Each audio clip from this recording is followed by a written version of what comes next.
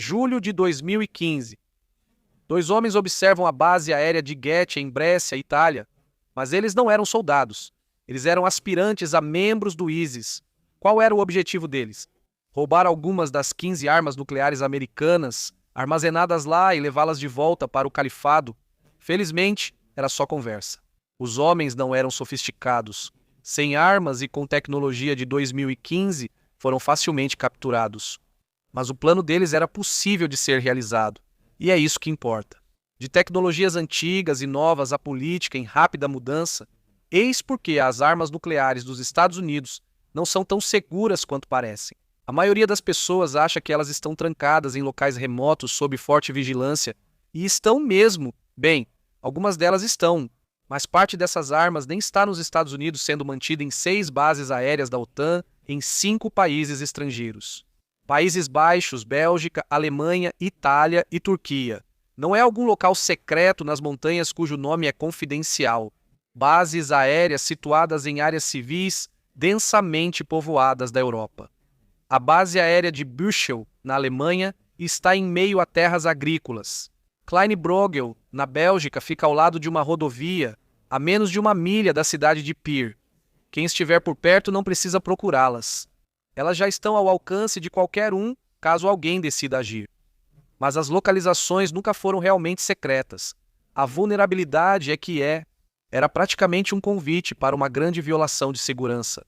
O que ocorreu em novembro de 2025, ninguém admite ou nega oficialmente que as ogivas nucleares estavam nessas bases, mas todo mundo sabe que estão. É um dos segredos mais mal guardados da Europa. Imagens de satélite revelam a maior parte do que acontece lá. E o terrorista amador percebeu isso. A resposta é um resquício da Guerra Fria que ninguém se preocupou em atualizar. Estamos protegendo alvos do século XXI com uma mentalidade dos anos 1960. Pelo menos 100 bombas B-61 estão espalhadas pela Europa. Cada uma é pequena o suficiente para caber na traseira de uma caminhonete e é capaz de apagar uma cidade do tamanho de Bruxelas com uma única detonação. Todas as 100 juntas poderiam caber dentro de 2 contêineres padrão, mas essa não é a parte preocupante. São antigos acordos políticos, protocolos das bases e questões de segurança no design das armas. Ogivas nucleares táticas não só têm menor rendimento, mas também construção diferente. Elas são menores, mais leves, mais fáceis de transportar. Elas precisam ser assim, ou os caças não conseguiriam entregá-las. Mas, embora seus bloqueios internos sejam de última geração, seu ambiente físico é muito mais vulnerável, porque elas são pequenas, portáteis, e isso as torna um prêmio atraente para terroristas.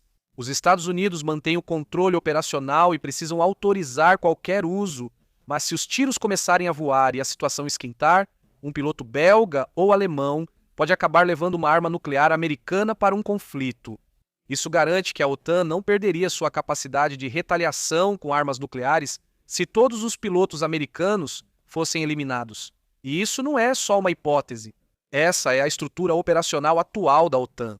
Essa doutrina funciona bem quando a aliança está em sintonia, mas hoje está longe disso.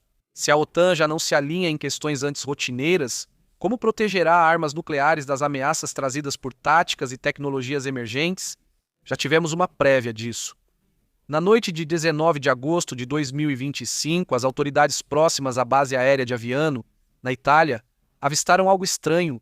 Quando foram investigar, encontraram uma mulher tirando fotos e gravando vídeos da área. Acreditava-se que agentes russos estavam explorando a possibilidade de sabotagem na base, que especialistas em segurança acham que abriga entre 20 e 30 ogivas nucleares, e o incidente em Aviano não foi um caso isolado.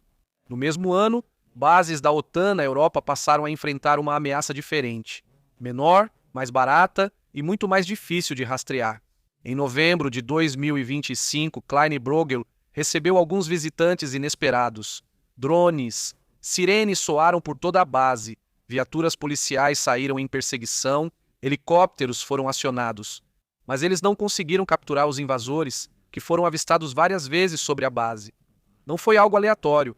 Os drones não estavam voando em um padrão simples. Segundo o ministro da Defesa da Bélgica, Theo Franken, havia ordem clara para atacar a base. Drones também invadiram a base aérea de Falkland, na Holanda. As forças de segurança holandesas chegaram a atirar nos invasores, mas não conseguiram impedi-los. Todos esses 3 grandes incidentes foram ligados à inteligência russa. Isso expõe a primeira grande vulnerabilidade do sistema de compartilhamento nuclear. Arquitetos da Guerra Fria criaram essas bases para enfrentar ameaças convencionais e nucleares da União Soviética. Eles focaram no panorama geral e montaram as defesas assim, mas ignoraram problemas menores. Aeronaves inimigas eram fáceis de rastrear na Guerra Fria. Os drones atuais são bem mais ágeis. A OTAN não estava preparada. Franken destacou isso ao solicitar ao seu governo mais investimentos em defesas anti-drones. Com algo entre 10 e 20 ogivas nucleares táticas americanas no local, provavelmente é uma boa ideia. Porque o problema não é só que essas bases podem ser vistas, é que a tecnologia moderna permite que elas sejam constantemente testadas. Mas a tecnologia é só a ponta do iceberg. É ainda mais difícil se preparar para as estruturas por trás desses incidentes. O incêndio criminoso em Aviano e os drones na Bélgica e na Holanda são todos exemplos de táticas de zona cinzenta, ações subversivas ou enganosas que ficam abaixo do conflito armado. Para a Rússia, usar táticas de zona cinzenta contra as bases alcança 2 objetivos. Ela coleta informações e mantém tropas e equipamentos da OTAN em alerta máximo. É uma guerra de atrito em pequena escala. Isso reduz o moral, aumenta os custos operacionais e pode dividir os membros da aliança sobre como responder. Isso se torna um teste de estresse político para a própria aliança, em vez de uma questão de segurança. A OTAN viu drones mudarem a guerra no Azerbaijão e na Ucrânia, e mesmo assim não estava preparada. Não é que ninguém tenha previsto essas coisas, é que a burocracia não tomou nenhuma atitude. Por anos, especialistas em segurança como Hans M. Christensen, da Federação de Cientistas Americanos, alertaram que as bases europeias que armazenam armas nucleares dos Estados Unidos, especialmente no programa de compartilhamento nuclear com a OTAN, não estão preparadas para lidar com ameaças modernas. A suposição por trás dessas armas ainda é a mesma de meados do século XX, e essa suposição leva a mais algumas vulnerabilidades. A primeira é algo muito comentado, mas a resposta da OTAN a isso é bastante constrangedora. A arquitetura básica da OTAN surgiu muito antes de alguém saber sobre a guerra cibernética. A cibersegurança da aliança, ou a falta dela, é uma ameaça ainda maior e está piorando a cada dia. A ameaça cibernética às armas nucleares dos Estados Unidos nesses países não é como nos filmes. É improvável que sejam sequestradas por um programa de computador malicioso. A ameaça aqui é muito mais sutil. Sutil o suficiente para que a aliança nem pareça entender que precisa tomar sequer precauções básicas. Em maio de 2021, tropas americanas, encarregadas de manter a custódia das B-61, lá estavam usando aplicativos de flashcards para memorizar seus protocolos de segurança. Esses não eram aplicativos militares classificados. Todos estavam disponíveis na internet pública. Então, o que foi revelado? Tudo. Frequências de patrulha, posições das câmeras e até mesmo quais cofres eram iscas. Tudo isso estava disponível com uma simples pesquisa no Google. Aparentemente, ninguém na OTAN entendeu que deveria ter instruído suas tropas a não fazerem essas coisas. Hoje, é muito mais fácil do que pesquisar online. Naquela época, era preciso digitar frases obscuras com os nomes das bases aéreas para achar os cartões de memória. Hoje, assistentes de IA reúnem informações públicas em segundos, enquanto imagens de satélite comerciais são atualizadas o tempo todo. Comunidades de inteligência de fontes abertas colaboram online em tempo real. A barreira para a vigilância desmoronou e essas bases foram projetadas para um mundo onde a informação circulava mais devagar. Em abril de 2026, o laboratório de IA Anthropic adiou o lançamento de seu novo modelo, Claude Mythos, porque supostamente ele era bom demais em encontrar vulnerabilidades de software que hackers poderiam explorar. A situação ficou tão grave que o Departamento do Tesouro dos Estados Unidos convocou uma reunião de emergência com líderes financeiros para discutir riscos de cibersegurança das instituições. Mas a OTAN não deu continuidade. Na verdade, a sua estratégia de IA de 2024 nem sequer menciona a cibersegurança. Quando fala sobre minimizar a ameaça de agentes hostis usando IA, menciona as possibilidades de aumento da desinformação e da instrumentalização de narrativas de gênero. Uma grande violação de inteligência ou ataque de malware à infraestrutura crítica da OTAN aparentemente não valeu a discussão. Mesmo agora, a aliança está presa no modo do século XX. Tudo começa com a localização dessas bases. Elas ficam bem no interior do que seria um território supostamente amigável da OTAN. O principal objetivo delas é abrigar aeronaves e armas para chegar ao que deveria ser os campos de batalha da Europa Oriental. Ninguém considerou seriamente uma incursão terrestre tão a oeste. O Exército Vermelho tinha dificuldade de acesso ao local e, em caso de problemas no leste, as ogivas poderiam ser levadas de avião. Os generais seriam avisados antes. É por isso que os comandantes achavam que cercas, câmeras de segurança e patrulhas leves seriam suficientes para proteger o terreno da base. E eram, pelo menos por um tempo. Em janeiro de 2010, um grupo de ativistas belgas pela paz conseguiu penetrar nas defesas de Klein Brogel. Não foi difícil fazer isso. Eles passaram por um buraco na cerca e circularam por mais de uma hora em área restrita, chegando a marcar um abrigo de aeronaves com capacidade nuclear. Depois, eles conseguiram atravessar o pátio antes de serem presos por apenas um guarda. E não foi um incidente isolado. Em 19 de julho de 2018, ativistas na Alemanha cortaram um buraco na cerca da base aérea de Büchel. Depois, eles entraram em uma área restrita, novamente em plena luz do dia, e ficaram lá por mais de uma hora. Todos os 18, 3 dos invasores chegaram até a subir no topo de um bunker ativo que se acredita abrigar algumas das armas nucleares. Esses são apenas 2 dos exemplos mais extremos. As bases já foram invadidas várias vezes e são praticamente mecas de desobediência civil na Europa. Os chefes da OTAN não criaram sistemas de segurança na base para lidar com distúrbios civis. Mas é aí que a situação se torna preocupante. Proteger essas bases da população ao redor não é fácil, pois o maior perigo para as ogivas nucleares não são táticas de zona cinzenta, drones ou ataques cibernéticos catastróficos. É a política comum, porque as bombas não ficam mais apenas dentro de sistemas militares. Elas estão dentro de sociedades democráticas que cada vez mais questionam por que elas estão lá, afinal. Os ativistas que invadiram Büchel em 2018 foram presos e liberados sem acusação. O tratamento leniente não para por aí. Em Vokelen, no dia 8 de agosto de 2023, 10 ativistas pela paz invadiram a base, foram até a pista de pouso, foram presos e liberados após serem obrigados a pagar uma pequena multa. Nenhum deles pagou. Por que essas pessoas se safam tão facilmente?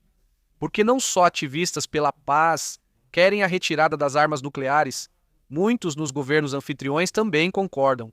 Eles nunca quiseram as armas nucleares dos Estados Unidos lá, e esse é um dos motivos de não terem sido melhor protegidas. Os políticos não querem aumentar a segurança nas bases, porque isso os tornaria impopulares ou iria contra suas próprias convicções. Em junho de 2008, a Força Aérea dos Estados Unidos estudou a questão e alertou que a maioria dos locais de armas nucleares na Europa não atendia aos requisitos de segurança. As câmeras de vigilância eram inadequadas e até as cercas não estavam à altura. Os europeus não concordaram, e o Congresso parecia querer evitar um incidente internacional em vez de resolver as coisas. Considere isso um ato de solidariedade com o resto da OTAN.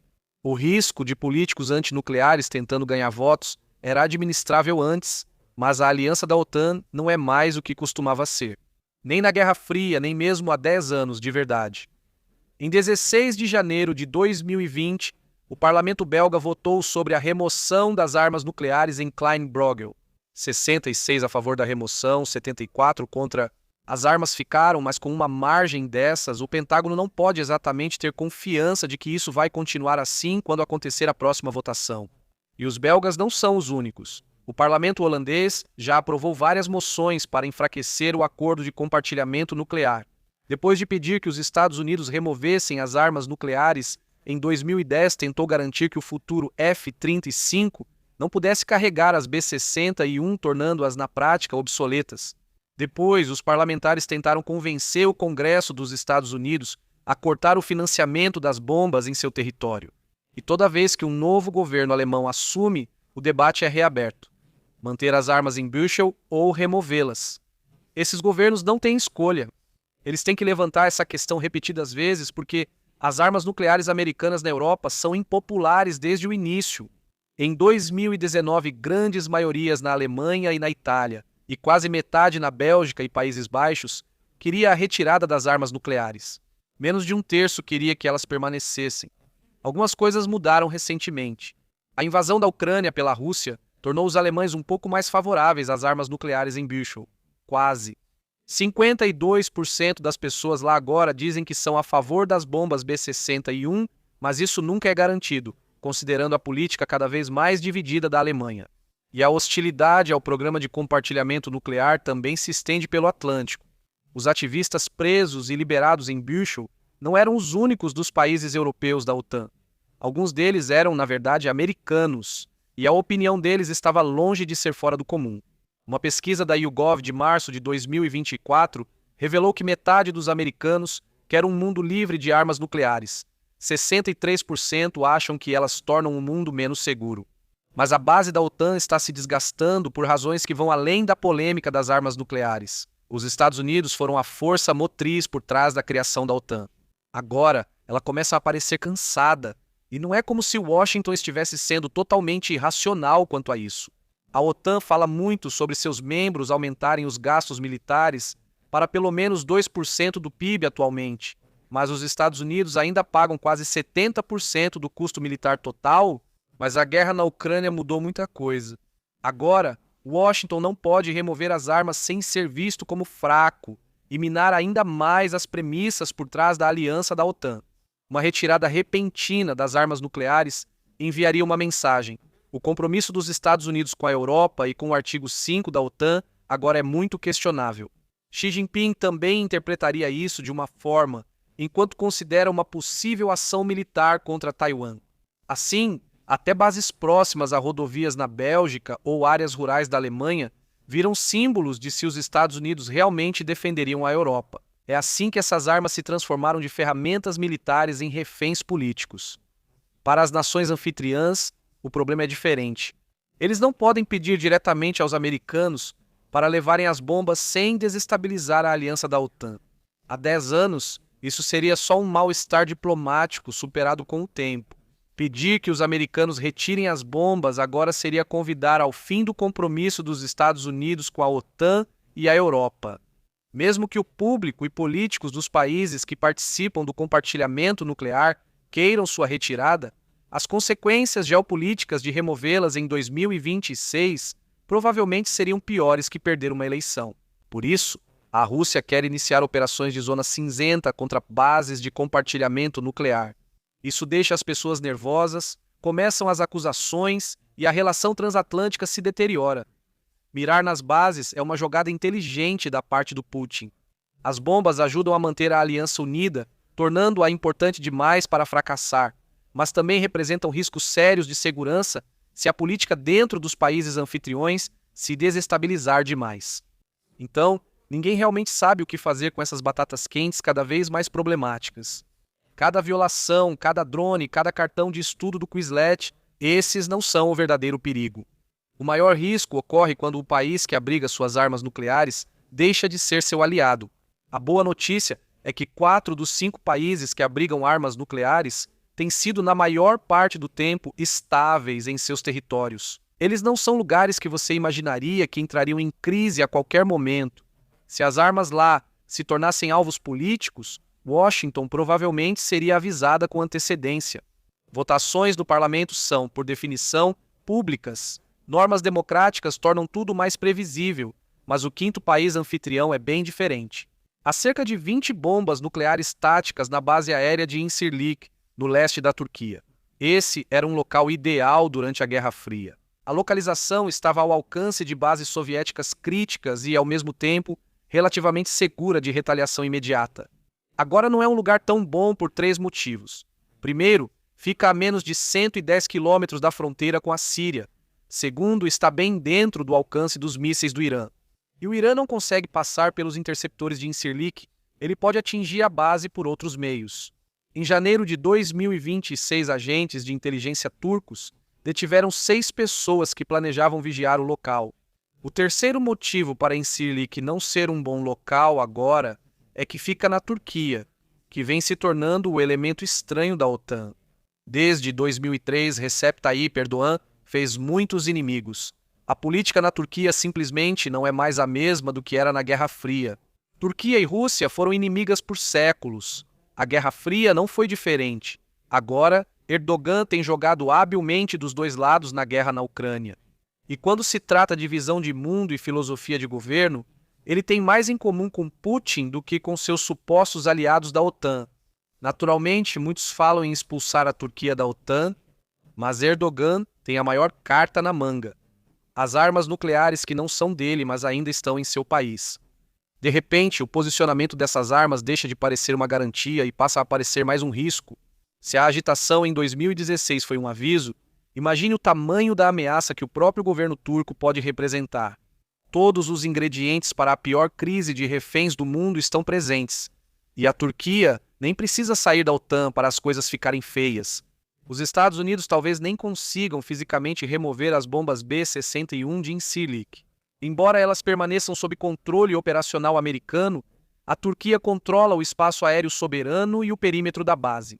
Se Washington ordenasse uma retirada, a Turquia poderia negar permissão para aviões de transporte dos Estados Unidos pousarem. E isso não é só uma ameaça teórica.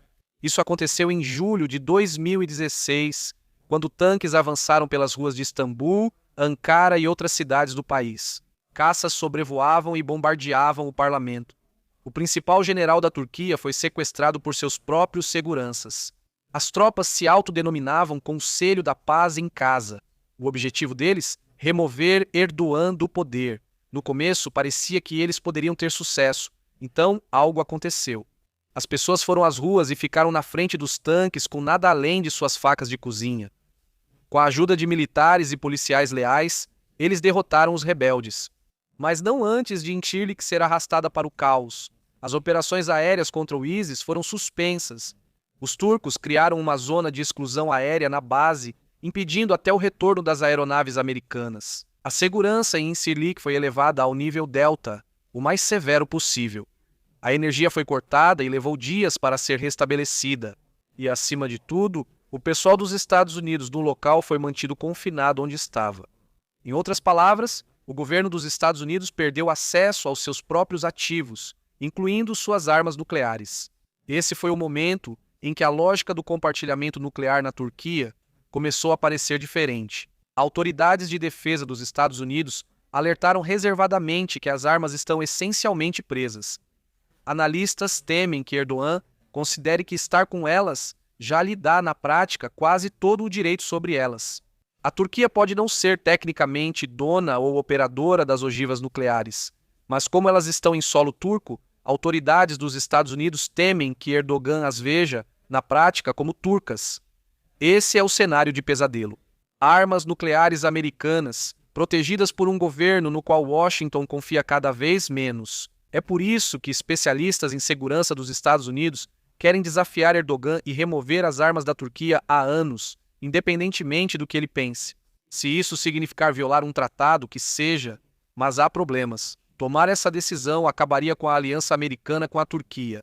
Porque, quando a estrutura do tratado desmorona, o confronto deixa de ser diplomático e se torna operacional. E se Erdogan for avisado, há coisas que ele pode fazer para tentar salvar as aparências. Ele pode tentar impedir fisicamente a remoção das armas para ganhar tempo. Pistas bloqueadas impedem decolagens enquanto a crise se desenrola ao vivo na TV internacional. Se a situação piorar, os turcos podem levar armas antiaéreas à região para mostrar que as armas nucleares não serão removidas. E até mesmo discutir cenários como esse mostra o quão instável esse acordo se tornou. Porque essas armas foram implantadas para fortalecer a OTAN, não para criar a possibilidade de uma crise dentro da própria OTAN. E mesmo que as armas fossem removidas com sucesso, e depois? Erdogan levantou parte dessa possibilidade em 2019. Ele disse que não aceitava que a Turquia não pudesse ter armas nucleares. Então, se Ankara algum dia acreditasse que os Estados Unidos não confiavam mais nela com esse acordo, os líderes turcos poderiam decidir buscar uma capacidade nuclear independente de qualquer forma. Após uma crise assim, haveria forte pressão política na Turquia para demonstrar independência de Washington. As armas deveriam prevenir a proliferação nuclear, mas sob as condições políticas erradas, o colapso do acordo poderia, na verdade, incentivá-la. É assim que a lógica original da Guerra Fria se distanciou da realidade moderna. A resposta depende do sucessor de um homem. Erdogan diz que não pretende concorrer à reeleição em 2028, mas há um porém. Fontes turcas dizem que ele vai escolher pessoalmente seu sucessor, que deve ser seu genro, Selçuk Bayraktar, o padrinho da frota de drones da Turquia. Isso significa que o problema de fundo também não desaparece, porque quando você decide implantar suas próprias armas nucleares em outro país, você também está decidindo tornar seu relacionamento com esse país estrategicamente indispensável.